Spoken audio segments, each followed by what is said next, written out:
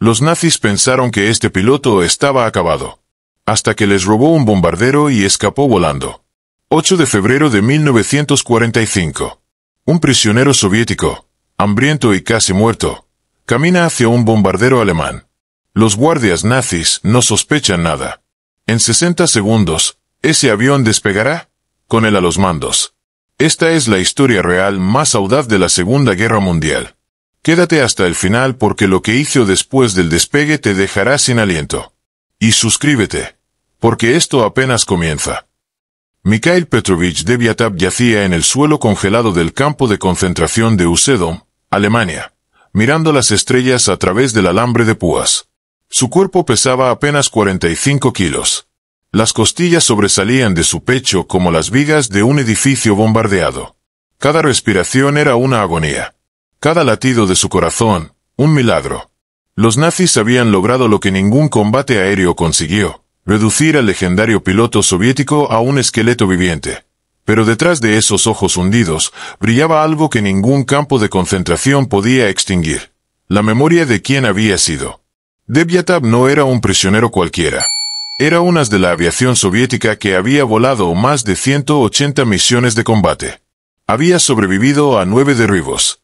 Sus manos, ahora temblorosas y cubiertas de llagas, habían domado aviones en picada mientras las balas trazadoras cortaban el aire a su alrededor. Julio de 1944. Ese fue el día que cambió todo.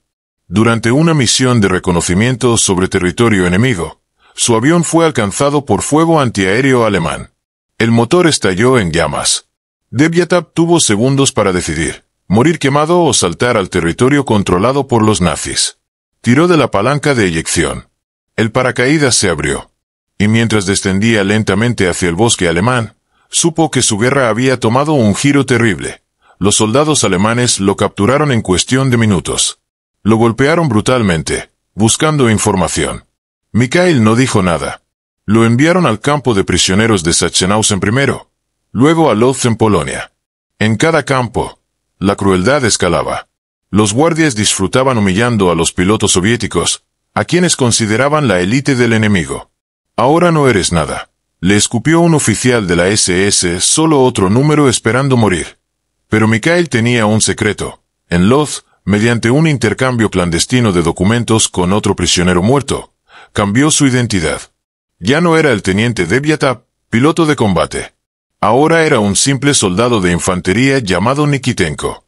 Esta mentira le salvó la vida temporalmente, porque los nazis ejecutaban sistemáticamente a los pilotos soviéticos capturados, considerándolos demasiado peligrosos para mantener con vida. En enero de 1945, lo transfirieron a Usedom, una isla en el mar Báltico que albergaba uno de los secretos más oscuros del Tercer Reich, el Centro de Desarrollo de Cohetes V2 en Peenemünde. Aquí, científicos alemanes perfeccionaban las armas del futuro bajo la dirección de Werner von Braun. Y aquí, prisioneros esclavos como Deviatov eran obligados a construir las mismas armas que masacrarían a sus compatriotas. El trabajo era inhumano. 14 horas diarias cargando materiales pesados con apenas un trozo de pan negro y sopa aguada como alimento. Los prisioneros caían muertos de agotamiento y hambre cada día. Sus cuerpos eran arrastrados fuera como basura. Mikhail vio morir a docenas de hombres junto a él. Cada noche se preguntaba si vería el amanecer, pero había algo en ese campo que mantenía vivo el espíritu de Deviatov: los aviones.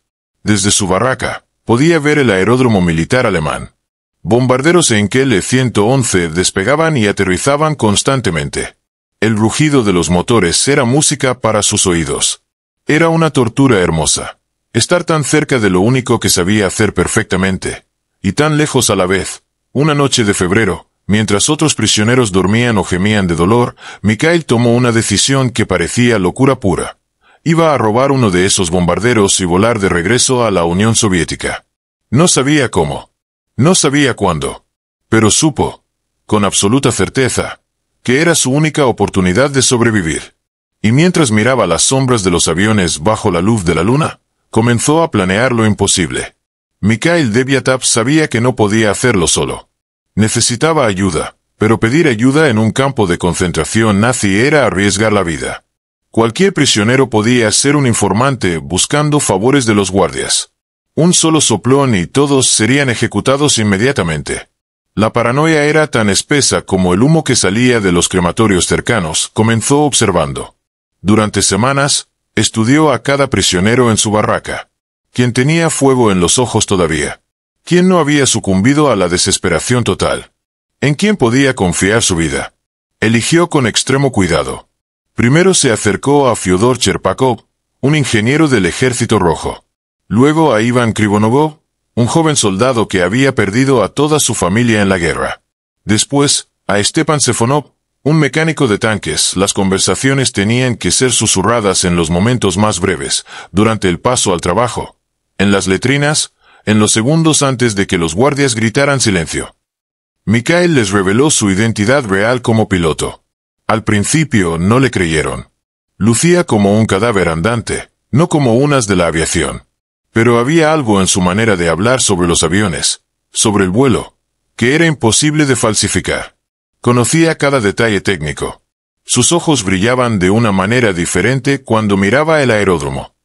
«Están locos», dijo uno de los prisioneros cuando escuchó el plan. «Nos matarán a todos». Pero Mikhail tenía una respuesta devastadora.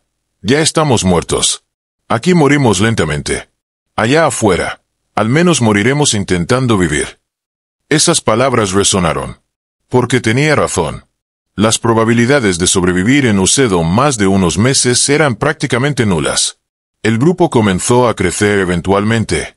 10 hombres formaron el núcleo de la conspiración. Deviatov, Cherpakov, Krivonogov, Sezonov, Isap, Kutergen, Sichov, Boldirev, Krikevsky y Bondarchuk. Cada uno tenía una razón desesperada para arriesgarlo todo. Cada uno había perdido algo que no podía recuperar excepto mediante la fuga. Y cada uno sabía que sus probabilidades de éxito eran casi inexistentes. El plan era brutalmente simple en concepto, pero casi imposible en ejecución. Trabajaban en turnos construyendo partes de cohetes V2, y algunos turnos los llevaban cerca del aeródromo. Necesitaban un día específico. Cuando un grupo de trabajo estuviera cerca de las pistas, cuando hubiera un bombardero listo para volar, cuando los guardias estuvieran lo suficientemente distraídos. Todas esas variables tenían que alinearse perfectamente. Mikhail comenzó a memorizar todo sobre el aeródromo. Contaba los pasos desde el área de trabajo hasta la pista más cercana. 847 pasos. Cronometraba cuánto tardaban los guardias en hacer sus rondas, 8 minutos en promedio. Estudiaba los patrones de despegue y aterrizaje. Cuándo había más actividad. Cuándo había menos. Observaba que bombarderos se quedaban con los motores calientes después de aterrizar. Esos serían los más fáciles de arrancar. Pero había un problema enorme. Mikhail no había volado un Heinkel E-111. Conocía aviones soviéticos. Los instrumentos alemanes serían diferentes. Los controles podrían estar en posiciones distintas. Y no tendría tiempo para familiarizarse. Tendría que descifrar el bombardero mientras los nazis les disparaban. Un solo error y el avión explotaría en la pista con todos ellos dentro. Durante las noches, Mikhail cerraba los ojos y visualizaba la cabina de un bombardero alemán basándose en lo que había visto en combate y en fotografías de inteligencia soviéticas que recordaba de sus entrenamientos. Imaginaba dónde estarían los controles del acelerador, el tren de aterrizaje, los flaps. Practicaba los movimientos con las manos en el aire, ignorando las miradas confundidas de otros prisioneros. Estaba volando mentalmente 1000 veces antes de tocar un avión real. Febrero de 1945 llegó con vientos helados del Báltico. El frente oriental se acercaba. Los soviéticos avanzaban implacablemente hacia Alemania. Los nazis estaban desesperados, acelerando la producción de cohetes V2. Los prisioneros eran empujados más duramente que nunca. Más hombres morían cada día. El tiempo se agotaba de todas las formas posibles. Y entonces llegó el día. 8 de febrero de 1945. Mikhail y su grupo fueron asignados a un turno cerca del aeródromo. Cuando marchaban hacia el área de trabajo esa mañana fría, Mikhail miró a sus compañeros conspiradores. Todos entendieron sin palabras. Hoy era el día. Hoy intentarían lo imposible. O escaparían volando hacia la libertad, o morirían en el intento. No había tercera opción. El 8 de febrero de 1945 amaneció gris y brutal sobre la isla de Usedom. El viento del Báltico cortaba como cuchillas de hielo. Mikhail Deviatov y sus 9 compañeros de conspiración marchaban en fila hacia su área de trabajo, rodeados por guardias de la SS con perros alsacianos y ametralladoras MP-40. Cada paso era un latido de su plan suicida acercándose a la realidad. El aeródromo estaba inusualmente activo esa mañana. Varios bombarderos Heinkel E-111 se preparaban para misiones. Mecánicos alemanes corrían entre los aviones. Pilotos de la Luftwaffe revisaban documentos de vuelo, fumando cigarrillos con la arrogancia de quien controla los cielos. Nadie prestaba atención real a los prisioneros esqueléticos que pasaban cerca. Después de todo, eran subhumanos en su ideología. Herramientas desechables. No amenazas. Mikhail observaba cada detalle con la intensidad de un halcón. Sus ojos, hundidos en las cuencas por la desnutrición, brillaban con una claridad feroz. Allí, a unos 200 metros, había un Heinkel E-111H-20 con los motores todavía calientes. Acababa de aterrizar de una misión de entrenamiento. La tripulación había descendido y caminaba hacia los edificios para reportarse. El avión estaba solo. Vulnerable. «Es ahora o nunca», susurró Mikhail a Cherpakov, quien marchaba junto a él. El ingeniero asintió casi imperceptiblemente. La señal se pasó discretamente a los otros 8 hombres. Corazones que latían tan fuerte que parecía imposible que los guardias no los escucharan. Manos que temblaban no solo por el frío y el hambre, sino por el terror y la adrenalina de lo que estaban a punto de hacer. El grupo de trabajo llegó a su zona asignada cerca de un hangar de mantenimiento. Los guardias se dispersaron en sus posiciones habituales. Uno encendió un cigarrillo. Otro ajustó su abrigo contra el viento. Un tercero se quejó en alemán sobre el frío maldito. Eran solo hombres, después de todo. Aburridos, confiados, pensando en el café caliente que tomarían después del turno. No esperaban lo que estaba por suceder. Mikhail dio la señal. Un grito ahogado, un empujón aparentemente accidental. Cherpakov tropezó contra el guardia más cercano. En la confusión de un segundo, otro prisionero agarró una pala y la estrelló contra la cabeza de un guardia. El hombre cayó como un saco de piedras. Todo explotó en caos. Los 10 hombres corrieron. No hacia la libertad del bosque, donde habrían sido cazados como animales. Corrieron hacia el bombardero. 200 metros de terreno abierto. Piernas débiles por el hambre forzadas a correr más rápido de lo que habían corrido en meses. Pulmones ardiendo. Gritos de alarma estallando detrás de ellos en alemán. Flucht. Flucht. Fuga. Fuga. Las primeras balas silbaron pasando. Una golpeó el suelo junto al pie de Mikhail, levantando una nube de tierra congelada. Otra atravesó el hombro de Bondarchuk, quien gritó pero siguió corriendo, dejando un rastro de sangre en la nieve sucia. No podían detenerse. Detenerse era morir. Seguir corriendo era probablemente morir también, pero al menos morirían intentándolo. Alcanzaron el bombardero. El Heinkel E-111 se alzaba ante ellos como una catedral de metal y esperanza. Mikhail fue el primero en trepar. Sus manos, debilitadas por meses de trabajo esclavo, apenas podían agarrar los asideros. Cherpakov lo empujó desde abajo. Otros hombres trepaban frenéticamente por ambos lados del fuselaje, metiéndose por la escotilla ventral y las posiciones de la tripulación.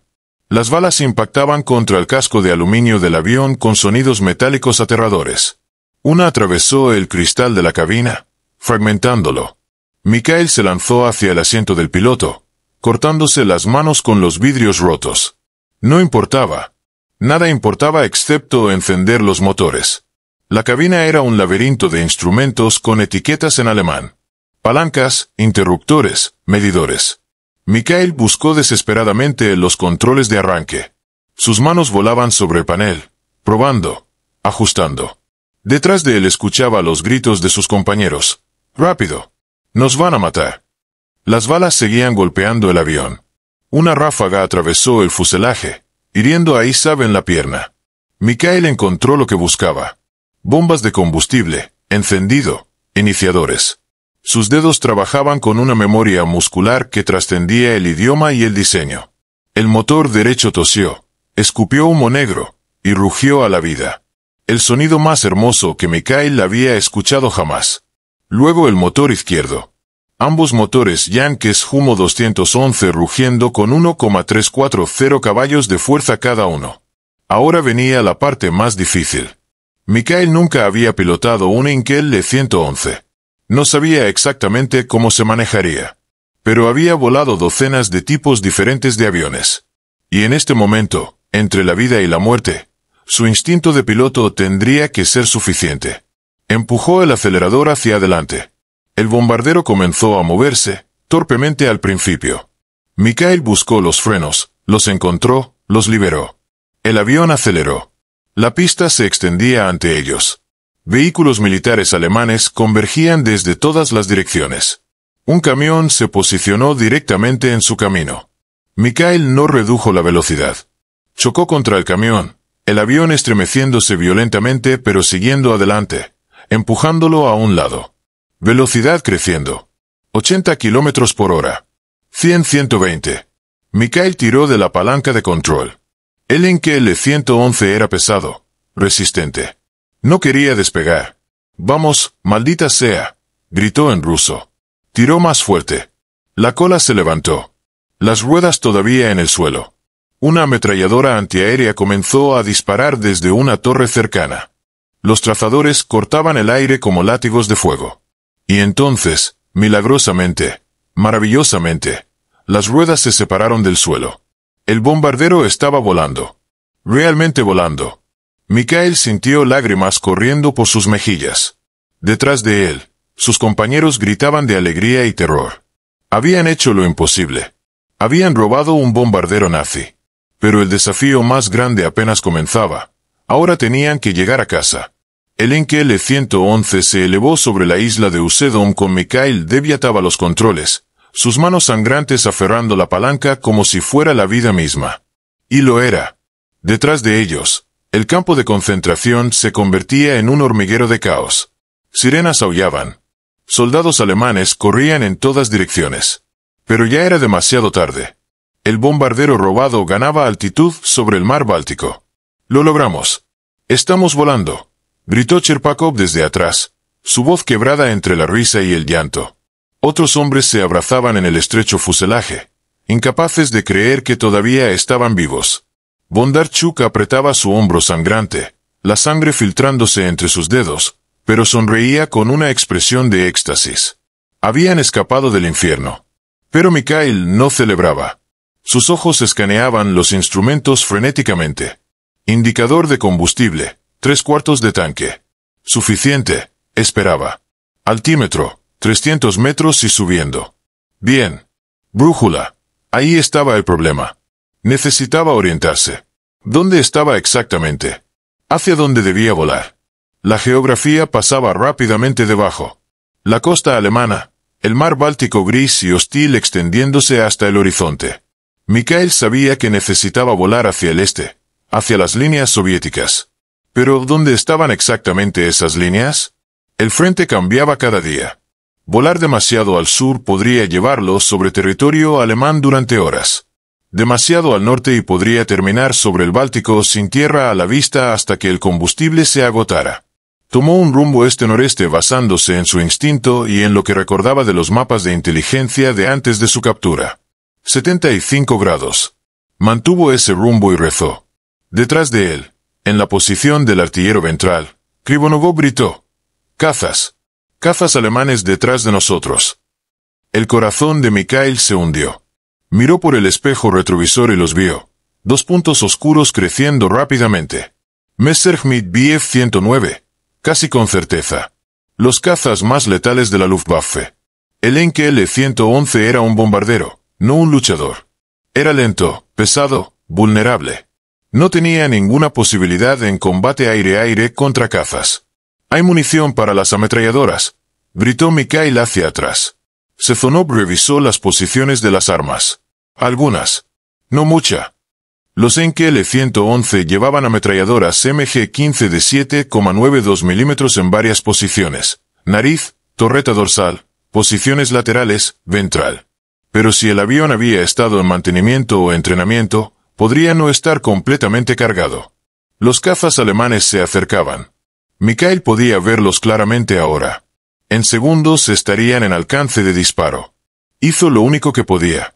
Empujó el bombardero a máxima velocidad y descendió hacia las olas. Si volaba bajo, muy bajo sobre el agua, los cazas tendrían menos ángulos de ataque. Era una táctica desesperada, pero era todo lo que tenía. El Enkel E-111 se lanzó en picada hacia el Báltico. El altímetro giraba hacia atrás vertiginosamente. 200 metros. 150. Las olas grises del mar llenaban toda la vista frontal. Mikhail niveló el avión a apenas 20 metros sobre el agua, tan bajo que podía ver la espuma de las crestas de las olas. Los Messerschmitt no dispararon. ¿Por qué? Mikhail se dio cuenta. Llevaba marcas alemanas. Para los pilotos de caza, esto era solo otro bombardero alemán volando bajo. Probablemente pensaron que estaba en alguna misión de entrenamiento o transporte. La confusión lo salvó. Pero esa confusión no duraría mucho. La base habría comunicado por radio sobre el robo. En minutos, todos los cazas alemanes en el área sabrían que había un Enkel robado en el aire. Mikhail necesitaba distancia, necesitaba velocidad, necesitaba un milagro. Voló bajo sobre el Báltico durante casi media hora. Cada minuto una eternidad de tensión. El combustible bajaba constantemente.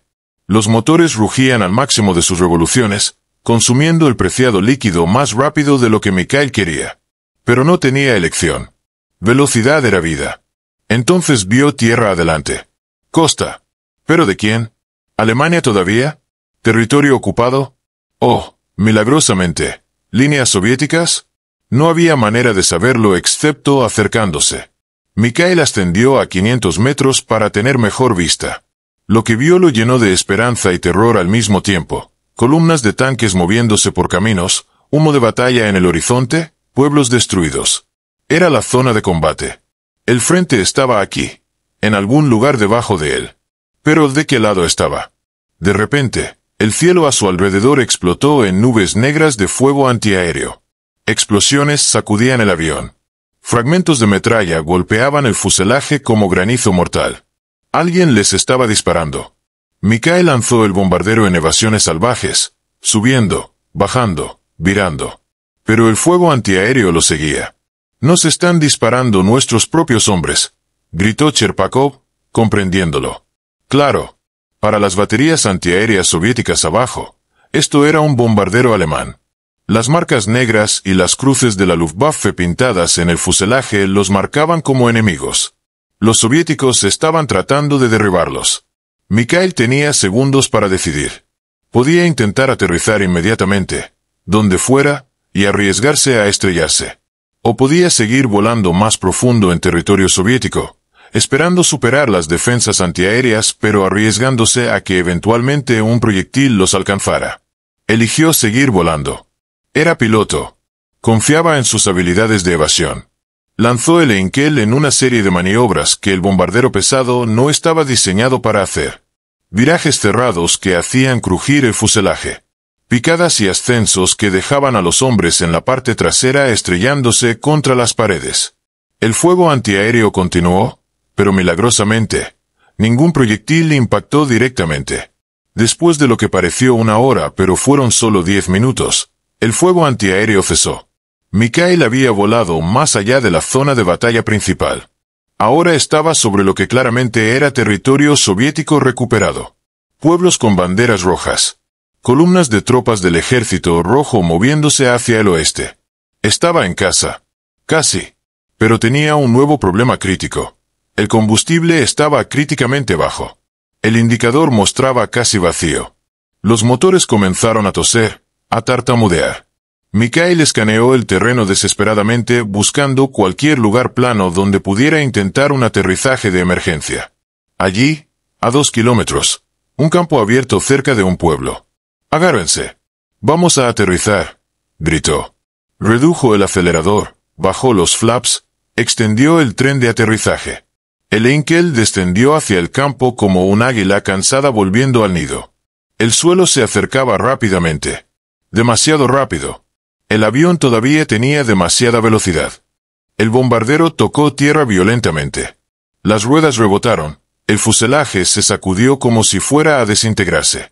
Mikhail luchó con los controles, tratando de mantener el avión recto mientras se deslizaba por el campo irregular.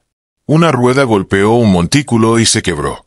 El avión se inclinó salvajemente a un lado. El ala raspó el suelo levantando chispas y tierra. Por un horrible momento pareció que se voltearían y explotarían. Pero no lo hicieron. El Heinkel E-111 se detuvo finalmente en medio del campo, torcido, maltrecho, humeante, pero en tierra. En territorio soviético. En libertad.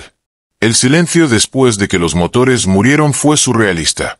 Durante meses, Mikhail Deviatov y sus compañeros habían vivido en un infierno constante de ruido. Gritos de guardias, ladridos de perros, explosiones de cohetes en prueba, gemidos de prisioneros moribundos. Ahora, en este campo soviético, había un silencio casi total roto solo por sus respiraciones pesadas y el chasquido del metal enfriándose. ¿Lo logramos? ¿Realmente lo logramos?, preguntó Bondarchuk, su voz temblorosa. Nadie respondió por un momento. Era demasiado grande para comprenderlo. Habían escapado. Habían volado un bombardero alemán robado a través de líneas enemigas. Habían derrotado probabilidades que eran matemáticamente imposibles. Mikhail fue el primero en moverse. Empujó la escotilla abierta y salió tambaleándose al campo. Sus piernas apenas podían sostenerlo. Meses de inanición habían devastado su cuerpo. Cayó de rodillas en la tierra fría, pero no de debilidad. De gratitud. De alivio. De alegría pura. Los otros hombres salieron tras él, algunos llorando, otros riendo histéricamente, otros simplemente mirando el cielo soviético con incredulidad. Pero su celebración duró exactamente 45 segundos. Entonces escucharon los motores. Camiones militares convergían hacia ellos desde todas las direcciones. En minutos, estaban rodeados por soldados soviéticos con rifles apuntándoles directamente. Un oficial del NKVD, la temida policía secreta soviética, descendió de un vehículo y caminó hacia ellos con expresión fría y sospechosa. ¿Quiénes son ustedes?, ladró el oficial. ¿Cómo llegaron en ese avión alemán? Mikhail, todavía de rodillas, levantó las manos. Somos soldados del Ejército Rojo. Prisioneros de guerra que escaparon. Robamos este bombardero de los nazis en Usedom. Yo soy el teniente Mikhail Petrovich Deviatov, piloto de la Fuerza Aérea Soviética. El oficial del NKVD lo miró con desprecio absoluto. Prisioneros de guerra, repitió con disgusto. En la Unión Soviética de Stalin, ser capturado por el enemigo era considerado traición. La Orden 270 de Stalin había declarado que cualquier soldado que se rindiera era un traidor a la patria. Miles de prisioneros de guerra soviéticos liberados fueron enviados directamente de los campos alemanes a los gulags soviéticos. ¿Documentos?, exigió el oficial. Mikhail y sus compañeros no tenían documentos, por supuesto. Los habían perdido cuando fueron capturados, o en el caso de Mikhail, destruido intencionalmente cuando cambió su identidad. Para el NKVD, esto los hacía aún más sospechosos. Somos prisioneros escapados, protestó Cherpakov. Arriesgamos nuestras vidas para volver. El oficial del NKVD no se conmovió. O son espías alemanes enviados en ese avión, o son traidores que se rindieron voluntariamente al enemigo. En cualquier caso, están arrestados. Hizo una señal a los soldados, quienes inmediatamente apuntaron sus armas más cerca. Llévenselos. Serán interrogados apropiadamente. La palabra interrogados cayó como una sentencia de muerte. Todos sabían lo que significaban los interrogatorios del NKVD: tortura, acusaciones falsas, confesiones forzadas, ejecuciones o décadas en Siberia. Habían escapado de un infierno nazi solo para caer en un infierno soviético. Los 10 hombres fueron esposados brutalmente, arrojados en la parte trasera de camiones militares y transportados a una prisión del NKVD en la ciudad más cercana. No les dieron comida, agua ni atención médica, a pesar de que varios estaban heridos y todos estaban al borde de morir de inanición. Fueron encerrados en celdas separadas. El aislamiento era intencional, así no podrían coordinar sus historias. Los interrogatorios comenzaron esa misma noche. Mikhail fue arrastrado a una habitación pequeña, iluminada por una bombilla cegadora. Un oficial del NKVD se sentó detrás de un escritorio, flanqueado por 2 guardias enormes con porras.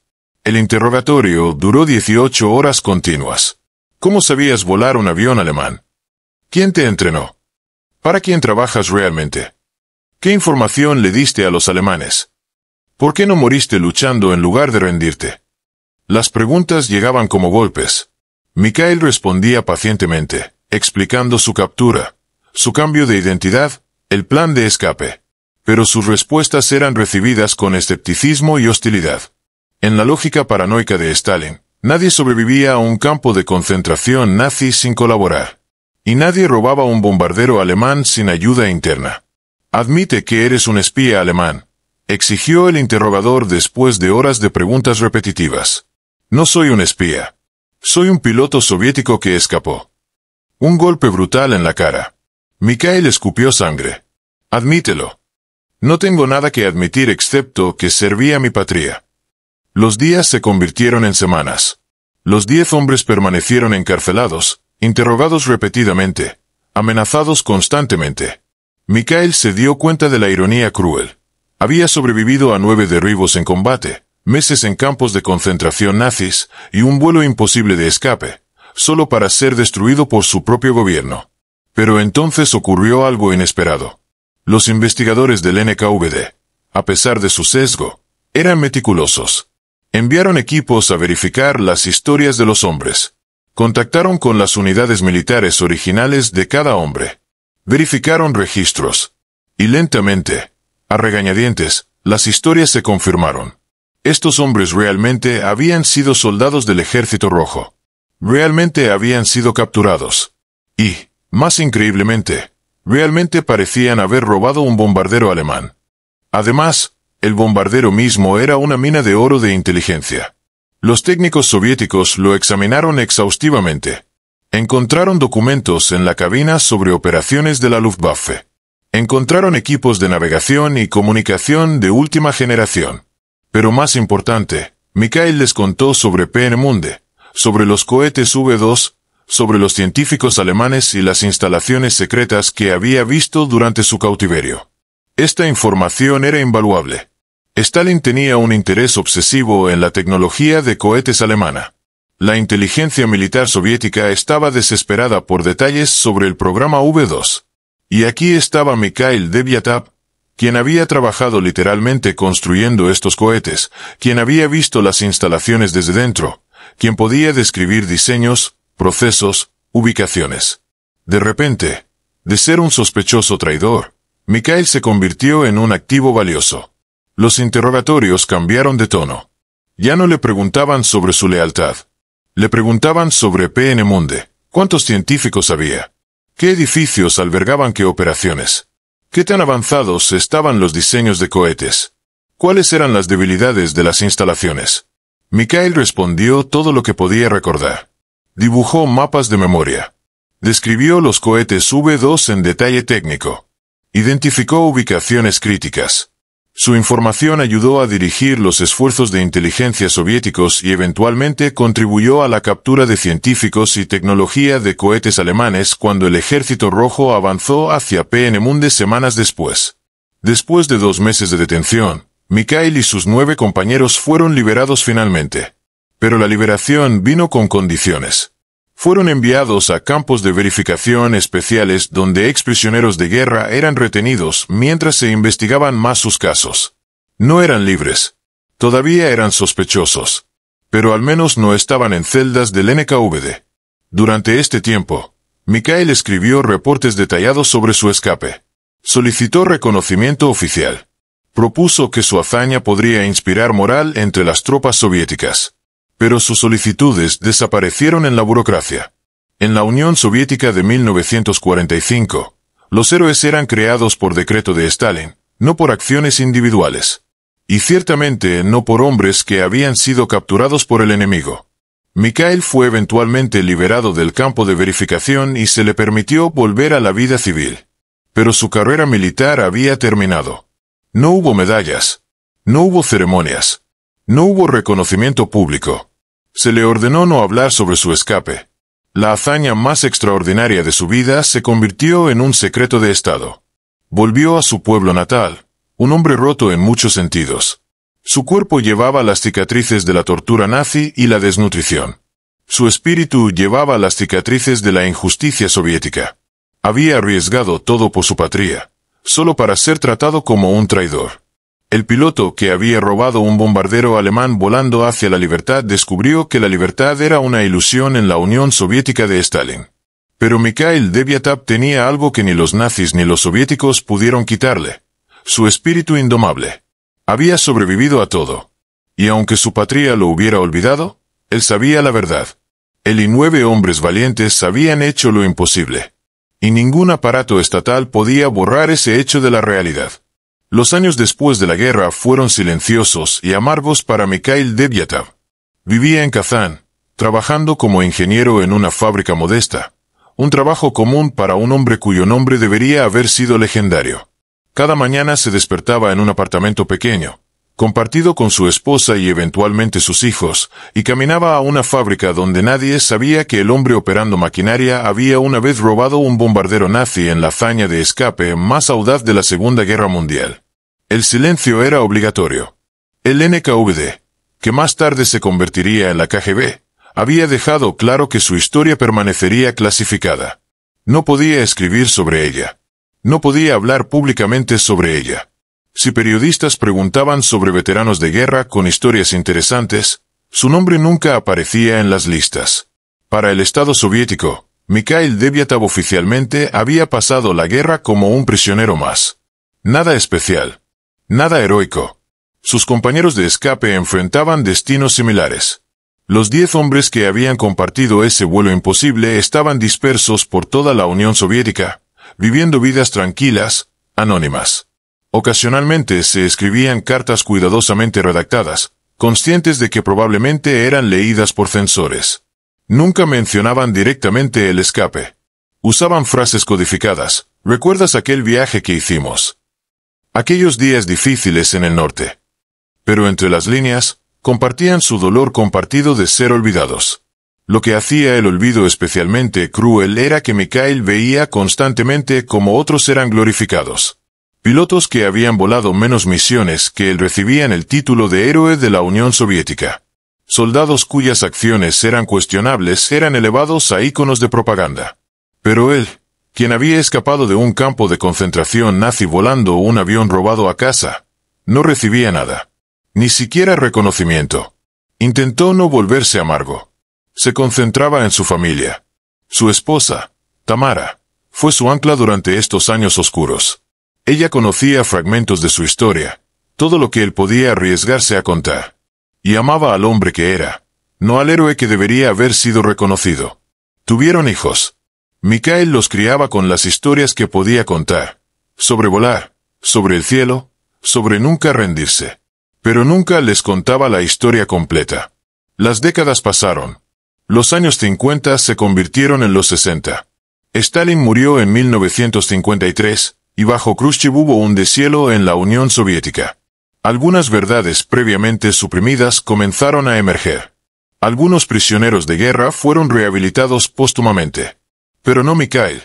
Su caso permanecía enterrado en archivos clasificados. Entonces, en 1957, 12 años después del escape, algo extraordinario sucedió. Un periodista e investigador llamado Simón Dolgopolov estaba investigando historias no contadas de la guerra. Había escuchado rumores susurrados sobre un grupo de prisioneros que había robado un avión alemán. La historia parecía demasiado fantástica para ser verdad. Pero Dolgopolov era persistente. Rastreó pistas fragmentadas. Habló con veteranos que recordaban haber escuchado algo sobre un bombardero alemán aterrizando en territorio soviético con prisioneros escapados adentro. Contactó a oficiales militares retirados. Excavó en archivos. Y eventualmente encontró a Mikhail Deviatov. Cuando Dolgopolov tocó a la puerta del apartamento de Mikhail en Kazán, el piloto de 53 años estaba cauteloso. Había aprendido a desconfiar de preguntas sobre su pasado. Pero Dolgopolov era sincero, incluso reverente. He escuchado que hiciste algo extraordinario durante la guerra, dijo. Creo que el pueblo soviético debería conocer tu historia. Mikhail vaciló. Revelar su historia podría traer consecuencias. Pero también estaba cansado de esconderse.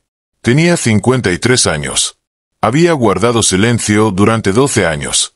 Y Dolgopolov ofrecía algo que él anhelaba desesperadamente, la oportunidad de que la verdad fuera conocida. Mikhail le contó todo. El cautiverio. El campo de concentración. Peenemünde y los cohetes V2. El plan de escape. El robo del bombardero.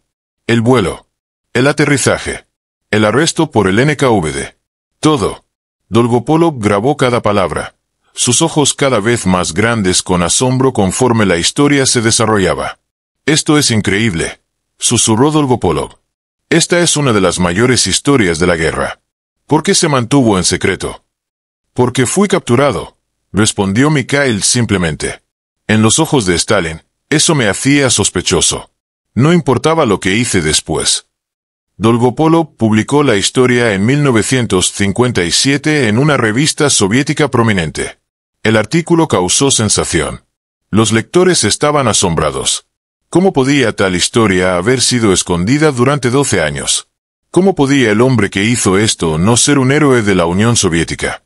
Cartas comenzaron a llegar a periódicos, a oficinas gubernamentales, exigiendo que Devyatov fuera reconocido. Veteranos de guerra escribieron en su apoyo. Incluso algunos oficiales militares, ahora retirados y dispuestos a hablar más libremente en la era post-Stalin, confirmaron la historia. Pero el gobierno soviético era lento en responder. La burocracia era pesada.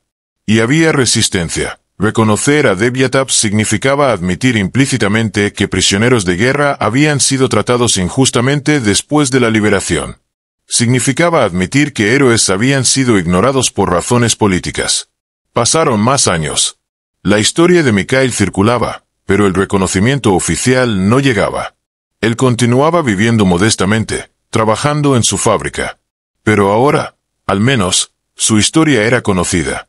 Personas jóvenes se acercaban a él en la calle, habiendo leído el artículo. «¿Usted es el piloto que robó el avión alemán?», preguntaban con admiración. Mikhail asentía modestamente. La validación pública, aunque no oficial, sanaba algo en él.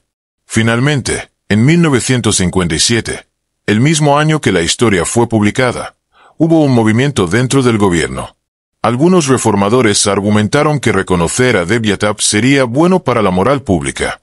Mostraría que la Unión Soviética honraba el coraje, incluso cuando ese coraje venía de circunstancias complicadas.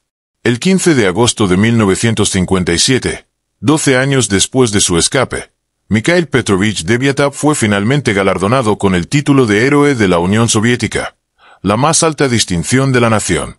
Recibió la Estrella de Oro y la Orden de Lenin. En una ceremonia en Moscú, oficiales que una vez lo habían ignorado ahora estrechaban su mano y lo llamaban héroe. Mikhail aceptó los honores con dignidad tranquila. No había amargura visible en su rostro durante la ceremonia, aunque debe haber sentido una tormenta de emociones. 12 años demasiado tarde. 12 años de olvido. Pero al menos ahora, finalmente, oficialmente, su hazaña era reconocida. Sus 9 compañeros de escape también fueron finalmente reconocidos, aunque con menos fanfarria. Recibieron condecoraciones, pensiones mejoradas, reconocimiento. Después de años de ser tratados como sospechosos, ahora eran veteranos honrados. Pero el reconocimiento venía con un precio oculto. La historia fue reapropiada por la propaganda soviética. Se convirtió en una narrativa sobre la superioridad del espíritu soviético, omitiendo convenientemente las partes sobre cómo el NKVD había arrestado e interrogado brutalmente a los héroes cuando llegaron a casa. La historia fue limpiada, simplificada, convertida en una herramienta de propaganda. Mikhail entendía el juego. Aceptaba los honores no por sí mismo tanto como por sus compañeros, y por la verdad de lo que habían hecho. La hazaña era real. El coraje era real. Y ahora, finalmente, era reconocido. Eso tendría que ser suficiente. Mikhail Devyatov vivió otras 3 décadas después de recibir su reconocimiento. Los años 60, 70 y 80 lo vieron transformarse de un ingeniero anónimo en una figura pública celebrada. Dio charlas en escuelas, inspirando a generaciones jóvenes con su historia. Visitó bases aéreas militares donde jóvenes pilotos lo miraban con asombro reverente. El hombre que una vez fue obligado al silencio ahora era invitado a compartir su historia por toda la Unión Soviética. Pero Mikhail nunca se dejó consumir por su fama. Permanecía fundamentalmente humilde.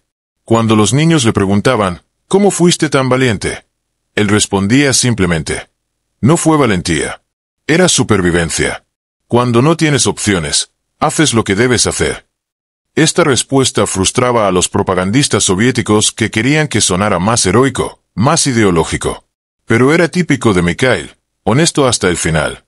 Escribió sus memorias en los años 60, un libro titulado Fuga del infierno. El libro se convirtió en un bestseller en la Unión Soviética, traducido a múltiples idiomas. Lectores de todo el mundo se maravillaron con su historia. Cartas llegaban de antiguos prisioneros de guerra en América, Inglaterra, Francia, agradeciéndole por representar el espíritu indomable de todos los que habían sufrido en cautiverio. Su historia trascendía política y nacionalidad. Era universalmente humana, la negativa a rendirse incluso cuando todo parecía perdido. Sus compañeros de escape permanecieron en contacto a través de los años. Se reunían anualmente el 8 de febrero, el aniversario de su escape. En estos encuentros, ya no hombres jóvenes sino veteranos envejeciendo, recordaban. Brindaban por los que habían sobrevivido y por los que habían muerto en los años posteriores. Bondarchuk murió en 1963. Isab en 1971. Uno por uno, el círculo se reducía. En estas reuniones, lejos de cámaras y reporteros, hablaban honestamente sobre todo. No solo el escape heroico, sino también el trauma. Las pesadillas que nunca los dejaron. El dolor de haber sido tratados como traidores por su propia patria. La complejidad de ser honrados décadas después de que importaba. Mikhail agradecía estos momentos de honestidad cruda más que cualquier ceremonia oficial. La historia de Mikhail tomó un nuevo significado durante la Guerra Fría. Los occidentales la veían como un ejemplo de heroísmo individual triunfando sobre el totalitarismo nazi. Los soviéticos la veían como un ejemplo de superioridad soviética. Mikhail mismo se cansó de ser usado como símbolo. No lo hice por ideología, dijo una vez en una entrevista franca. Lo hice para vivir. Para ver a mi familia otra vez. Para respirar aire libre. La política no voló ese avión. La desesperación y la determinación lo hicieron. En 1985, cumplió 80 años. Una gran celebración fue organizada en Moscú. Mikhail Gorbachev, entonces líder soviético, lo honró personalmente. Pilotos de toda la Unión Soviética asistieron para rendir homenaje.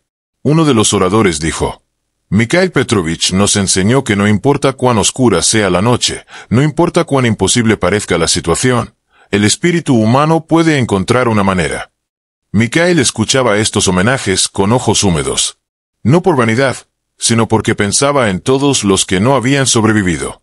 Los miles que murieron en Usedom, en Peenemünde, en incontables campos de concentración. Yo tuve suerte, insistía siempre. Tuve la habilidad de volar. Tuve 9 compañeros valientes. Tuve un avión con combustible. Muchos no tuvieron ni una de estas cosas. Mikhail Petrovich Debiatov murió el 24 de noviembre de 2002, a los 96 años. Murió en su cama, rodeado por su familia, décadas después de que las probabilidades sugerían que debería haber muerto en un campo de concentración nazi o ante un pelotón de fusilamiento soviético. Sus últimas palabras, según su hija, fueron: tuve una buena vida. Larga. Viví para ver a mis nietos. Volé cuando me dijeron que nunca volaría otra vez. Fui libre. Su funeral fue un evento nacional en Rusia. Veteranos militares, algunos en sillas de ruedas, algunos con bastones, asistieron para saludar por última vez. 3 de sus compañeros de escape originales todavía estaban vivos y estuvieron allí. Hombres de más de 90 años, llorando abiertamente mientras bajaban el ataúd. Cherpakov, quien tenía 94 años, puso su mano en el ataúd y susurró: Gracias, Mikhail. Gracias por llevarnos a casa. El legado de Debiatov sobrevivió su muerte. Su historia se enseña en escuelas rusas como un ejemplo de coraje e ingenio. Una película sobre su vida, El piloto, Debiatov, fue producida en 2021, introduciendo su hazaña a una nueva generación. El bombardero que robó nunca fue preservado. Fue desmantelado para análisis técnico en 1945, pero modelos y exhibiciones en museos de aviación recuerdan el vuelo. Más profundamente, La historia de Mikhail Devyatov se convirtió en inspiración para personas enfrentando imposibilidades. Prisioneros escribieron que su historia les dio esperanza. Personas con enfermedades terminales dijeron que su ejemplo los ayudó a seguir luchando. Emprendedores citaron su creatividad bajo presión como inspiración. Su historia trascendió su contexto específico para convertirse en algo universal, un testimonio de lo que los humanos pueden lograr cuando se niegan absolutamente a rendirse. Su tumba en Kazán tiene una inscripción simple: Mikhail Petrovich Devyatov, 1917 a 2002, piloto. Héroe. Indomable. Visitantes dejan flores allí regularmente. Algunos son veteranos militares. Algunos son aviadores. Muchos son personas ordinarias que simplemente conocen su historia y quieren honrar a un hombre que demostró que nada es verdaderamente imposible. La verdadera hazaña de Mikhail Devyatov no fue solo robar un bombardero. Fue sobrevivir al combate, a la captura, a la inanición, a la tortura, a la sospecha de su propio gobierno, al olvido, a las injusticias. Fue mantener su humanidad cuando el mundo intentó quitársela. Fue vivir lo suficiente para ver reconocida la verdad.